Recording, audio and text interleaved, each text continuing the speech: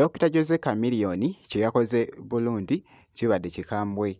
Bannange yabawadde performance yabadde yakabi nnyo bye ngenda okubeera nga nkutuusaako maaso awo, ate nga omuyimbi munanga ate Pallaso wuuno nno Embu agenda kubeera nga abeera munanga ate ku mikolo nga bajjukira munanga ate Queen w'e Bungereza eside eno. Kakati nno omugenzi wabula maaso awo ngenda kubeera nga njija nabyo. Kakasa nti osubscribinga kosaate n'okulayikinga video. Bampita Geminati, nsinza ku Geminati Yugi, kansoke nkutegeeze nti no kasita obeera nga tonaba kusubscribinga osubscribinge kosaate n'okulayikinga video. Dr. Jose Chameleone kye yakoze munanga ate Burundi kibadde kikambwe. By the way, performance yabadde nnungi okutwaliza awamu abantu munnange yabasanyusizza nnyo nga bw'okiwulira. Wabula Dr. Jose Chameleone avuddeyoko ku mikutu gye egy'enjawulo n'assaayo akatambi kano akabadde kakutte akati okwetooloola. Bibadde bitya bye njagala okubeera nga nkolagakokko munnange nga bw'ogezako okulaba mu katambi ako. Uploading data.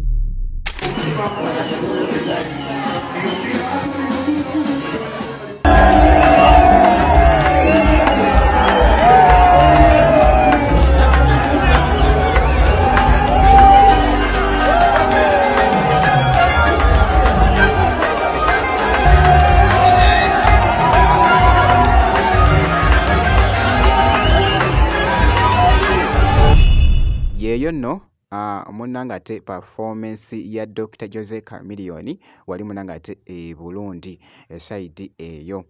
Sigina kubeera nga ndwawo wabula kyenjagala okutegeeza nti nno nja kubeera nga nkuwa update yonna enaaba efaayo. Kankwongereyoko wali wabaddewo munnange ebibadde biri mu kutambula ku mwimbi munanga ate Pallaso. Embu agenda kubeera nga abeera munanga ate ku mikolo nga bajjukira Queen w'e Bungereza. Pallaso agenda kubeera ku egyo emikolo. Bibadde bitya actually ebibadde bitambula wali ku mukutu ogwa TikTok nga boogezako okulaba akatambi ako kabadde kakutte ettabbu. Omuyimbi Pallaso mu mawulire agagenda maaso, omuyimbi Pallaso agenda kiikira East Africa mu mikolo egigenda obeera e London nga bajjukira Queen Elizabeth e London. Tujjukire mu bayimbi bonna be tulina e Uganda, Pallaso yasiimibwa kabaka era nga kyova yeeyita Sir Pallaso. Mu bayimbi bonna be tulina wano mu East Africa, omuyimbi aliogwa agenda okugenda e London akiikire East Africa yonna ku mikolo egigenda okubeerayo e London nga bajjukira Queen Elizabeth. Kino nno kyamaanyi we tuba tulina abayimbi abasobola tukiikirira mu mikolo weegiti. Jjukira e London waliyo omukolo gugenda maaso era nga guno omukolo bagenda beera bajjukira Queen Elizabeth. Naye weewuunye mu East Africa yonna balonzeemu omuyimbi ogwa omu Pallaso. Kyenva mbagamba munnaaye ebisima bya Katonda biralamu. Kati Pallaso ayina amafuta ga kabaka wane Uganda ate agenda tukiikira. In fact mu bayimbi bonna betulina mu ggwanga Uganda betulina mu East Africa balonzeemu Pallaso. Ekyo kikulaga kitegeeza nti tulina abayimbi wana abasobola tukiikirira buli wamu. Tulina abayimbi betulina owa respect ab'amaanyi. Kati ngoyo Pallaso era sawa yonna agenda beera nga alinnya ennyonyi ng'ayolekera e London ku muyimbi munanga ate Pallaso. Era nga nkyalikokko n'omuyimbi munanga ate Pallaso.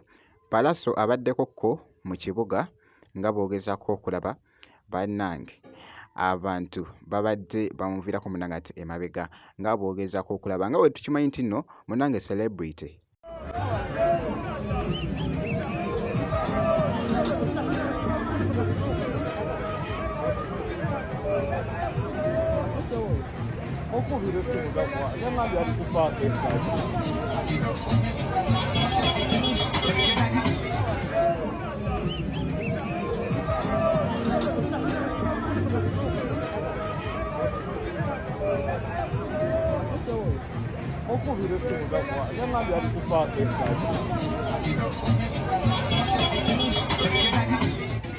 nga bw'ogezaako okulaba akatambi ako nako kabadde kakutte akati.